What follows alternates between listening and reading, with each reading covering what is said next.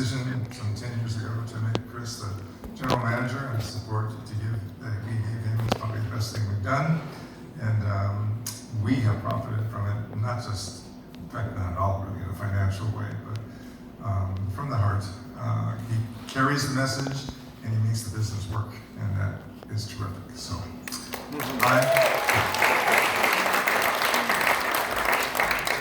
I'm Alan Weisberg, former president, and now again taking another shot at it as president. And so I was elected last May as board president. And I'm here, and this is, I think, a first for us to have the entire board present. It's kind of a sign of how we do business and what our policies are and what the board does, which is that we believe that the board is a whole entity and that it works together. We're fine with dissent. We're fine with disagreement. We're fine with being a little angry once in a while, but not too often.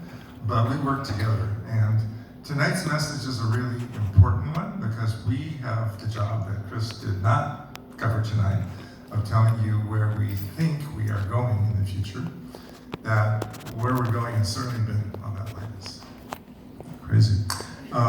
We think that clearly our message is developed in consultation and through the wisdom of Chris and his staff and some national consultants that we use.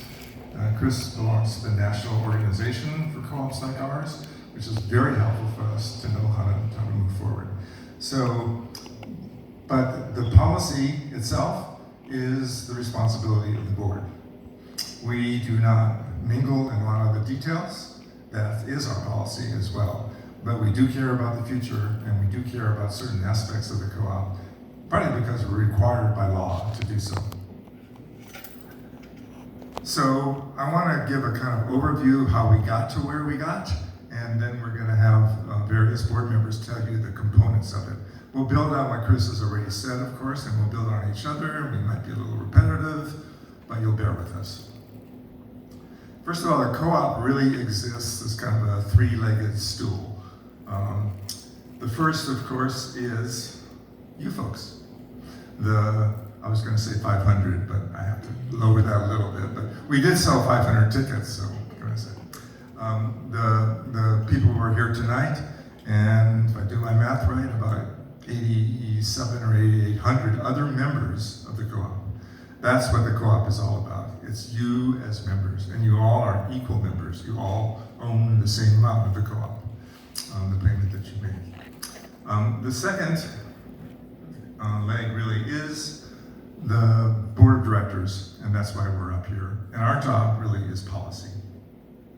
You vote for us, and then you give us the responsibility to make decisions. And what you can hear tonight is the decision that we have made and that we are moving forward with. And then finally, the third leg, of course, is the staff, management and staff.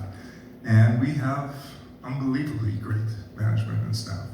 And as board members, we really love what we do because of that. And we are supported by that staff. And we are professional, we feel. They are professional, and we need to be professional as well. So for the last 10 years, you've heard some of our achievements. A great one, of course, is the growth from about $7 million in sales 10 years ago to close to $35 million. That's not easily done. And that included this pretty hard period, during the recession, 2007, 8, 9. Buying the store, I can't reinforce too much what Chris said. What a different position it puts. Are you folks going to improve your homes when you're renting? Not so much. We really have the ability to do things, and we have a little more place to grow still in our current store. I mentioned that we developed tremendous staff development. We respect Chris's budget every year, which talks about really improving his people. Our folks are all over the country learning how to be a good co-op, and lots of places that don't have that foresight suffer from it. We too get that. We get to go to conferences and learn from others. For us, I would say specifically, some of you know, our kind of trauma some years ago when our board was very divided, and we had people writing about us in the union saying things that weren't true. We had board members.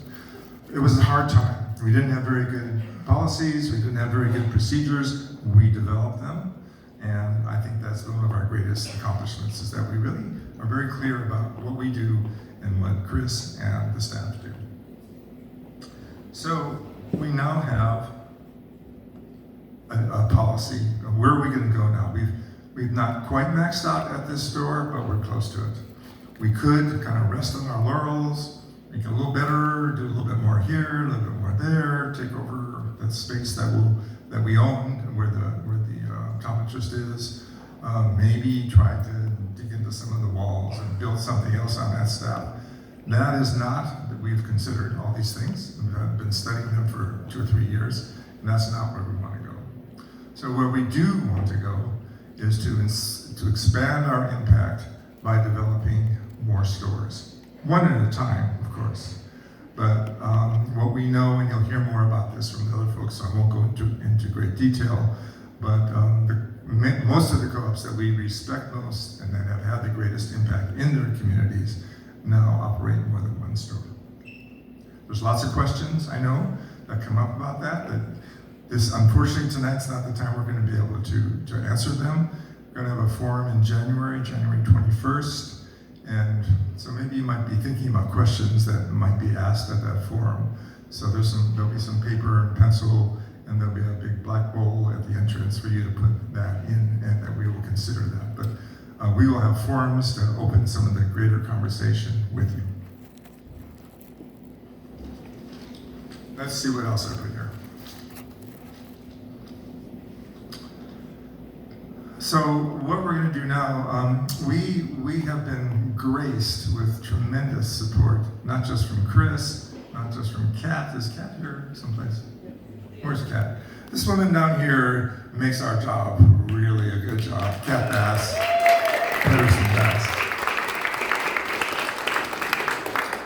And you know, she supports Chris. That's her #1 job, but his job is to support us, and he couldn't do it without her, and we couldn't do it as well. So we have a lot of support internally, but we also get support from outside of our community. And we've had a number of retreats, and we had one this summer, and we had a great one-day retreat where we came together and saying, yes, we're ready to say publicly, this board, not just our manager, this board supports a multi-store strategy. Does that mean it's going to happen? We hope so. But of course, we remain flexible about that as well. So there are really 3 big reasons for doing this, and we're going to have individual board members talk about it. The first one, of course, which Chris mentioned, is our financial viability. So you could say, well, growing another store, is that going to be a stable thing to do?